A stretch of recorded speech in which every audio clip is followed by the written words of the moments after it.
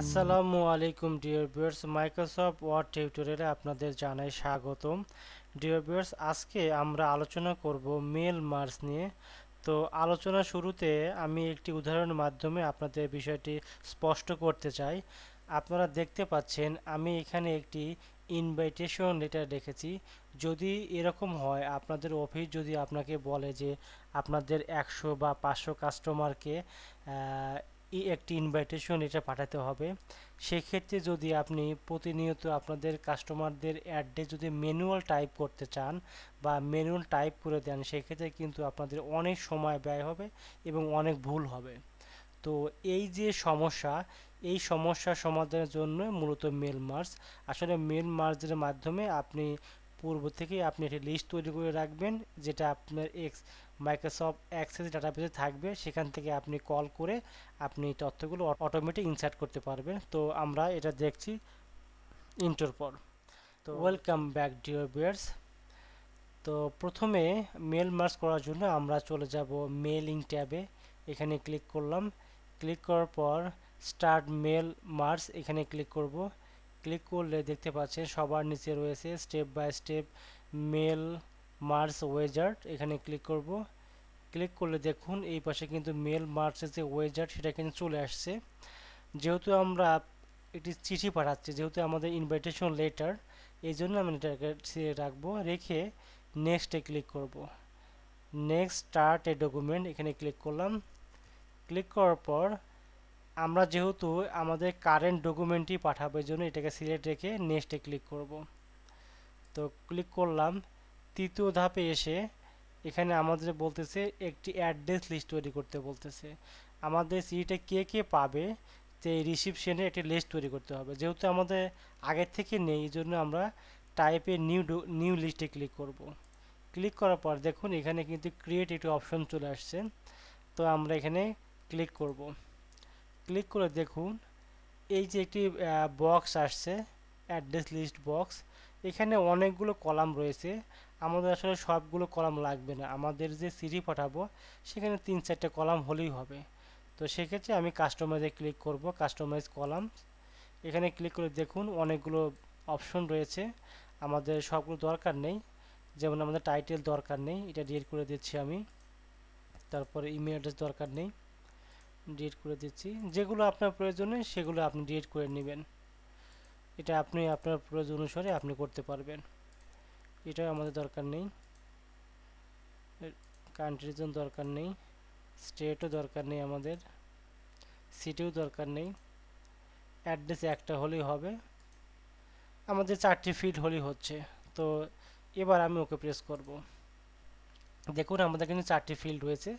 এবার আমাদের কাস্টমারের ফার্স্ট নেম দিই, for example Mohammad Imran Hossain.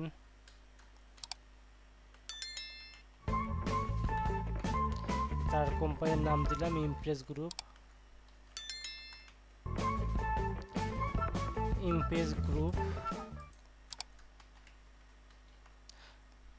Address দিলাম যে নর্থ ঢাকা।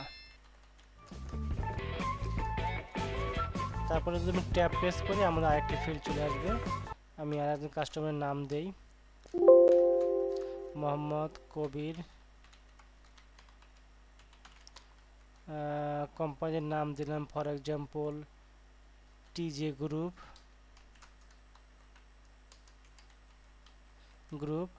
এবার অ্যাড্রেস দিলাম ফর এক্সাম্পল সাউথ ঢাকা।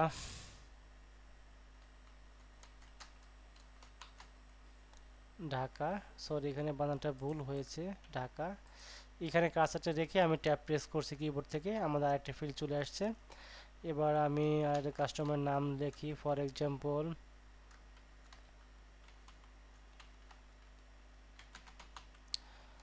কোম্পানির নাম দিলাম এবিসি। তার অ্যাড্রেস দিলাম উত্তরা। তারপরে আমি কিবোর্ড থেকে ট্যাব প্রেস করলে হবে, এন্টার প্রেস করলে হবে। সরি, ট্যাব প্রেস করতে হবে, এন্টার প্রেস করলে হবে না। ট্যাব প্রেস করলাম, চলে আসছে। আসার পরে আমি আর এই ফিল্ড কিছু দরকার নেই, আমি এই ফিল্ড ডিলিট করে দিচ্ছি। যদি আপনার এরকম হয় যে কোনো ফিল্ড প্রয়োজন হয়, সেক্ষেত্রে আপনি ডিলিটে ক্লিক করবেন, তাহলে আপনার এই কলামটি ডিলিট হয়ে যাবে। দেখুন ডিলিট হয়ে গেছে। এবার আমি ওকে প্রেস করলাম, তাহলে আমি 3টি কাস্টমারের নাম লিখলাম। তো এবার ওকে প্রেস করি। ওকে প্রেস করার পর আপনার এই ফাইলটি, মাইক্রোসফট অ্যাক্সেসের ফাইলটি কোথায় সেভ করবেন? আমি সেভ করতেছি ডেস্কটপে। লিখলাম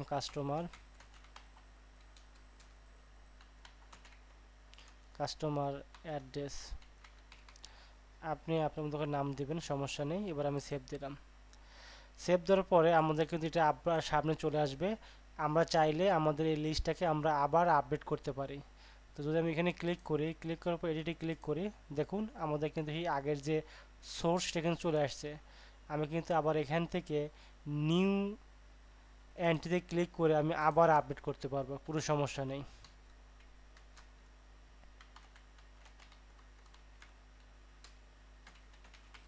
আমি কোম্পানি নেম দেখলাম সফটেক।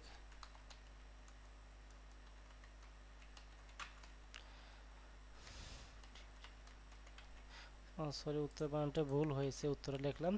যাই হোক, এবার আমি ওকে প্রেস করলাম।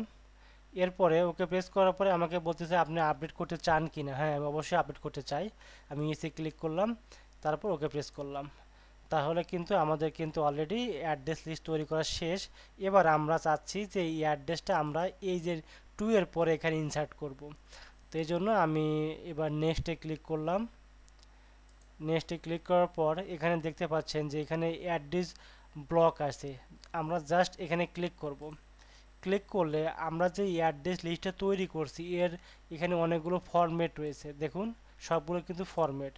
আপনার যে ফরম্যাটটি উপযুক্ত মনে হয় আপনি সেটা সিলেক্ট করবেন। আমার চাচ্ছি এটাই থাক। ওকে প্রেস করলাম। ওকে প্রেস করার পর দেখুন অ্যাড্রেস ব্লক কিন্তু এখানে চলে আসছে। তো আসার পরে আমরা নেক্সটে ক্লিক করব। দেখুন ডিয়ার ভিউয়ার্স, নেক্সটে ক্লিক করার পর কিন্তু অলরেডি কিন্তু আমাদের একটি কাস্টমার অ্যাড্রেস কিন্তু চলে আসছে। তার মানে অলরেডি আমাদের প্রথম যে রিসিপশনিস্ট ছিলেন তার অ্যাড্রেস চলে আসছে।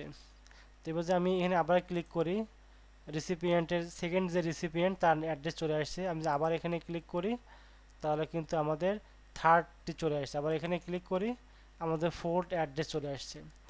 তো এটা কিন্তু আসলে অটোমেটিক আসে নাই, এটা কিন্তু আমরা মাইক্রোসফট অ্যাক্সেসে ডাটাগুলো ইনসার্ট করছি। আমি সেটা আপনার দেখাচ্ছি। তো আশা করি আপনি এটুকু বুঝতে পেরেছেন। এবার আমি এটা কেটে দিই। এবার কেটে দিয়ে সেভ দিয়ে কেটে দিলাম। ডিয়ার ভিউয়ার্স, আমরা কিন্তু অ্যাড্রেস লিস্ট তৈরি করেছি। দেখুন এই যে আমার কাস্টমার অ্যাড্রেস লিস্ট, এটা কিন্তু মাইক্রোসফট অ্যাক্সেস ডাটাবেস। তো আমি ডাবল ক্লিক করি, এবার এনাবলে ক্লিক করি। ক্লিক করার পর আমি এখানে ক্লিক করি।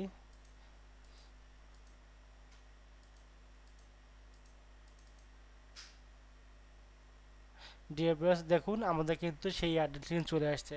আমরা যদি এখান থেকে আপডেট করি, আমরা চাইলে এখান থেকেও আপডেট করতে পারি। তো আমি এখানে কাজটা রাখলাম, রেখে লিখলাম মোহাম্মদ ANS আনাস, আনাস আলী। তার কোম্পানির নাম দিলাম ABC, দিলাম উত্তরা। ফর এক্সাম্পল আসলে আমি লিখলেই হলো উত্তরা। তারপরে আমি কন্ট্রোল এস দিয়ে সেভ দিলাম। সেভ দেওয়ার পরে আমাদের এই ফাইলটা কিন্তু আপডেট হয়ে গেছে।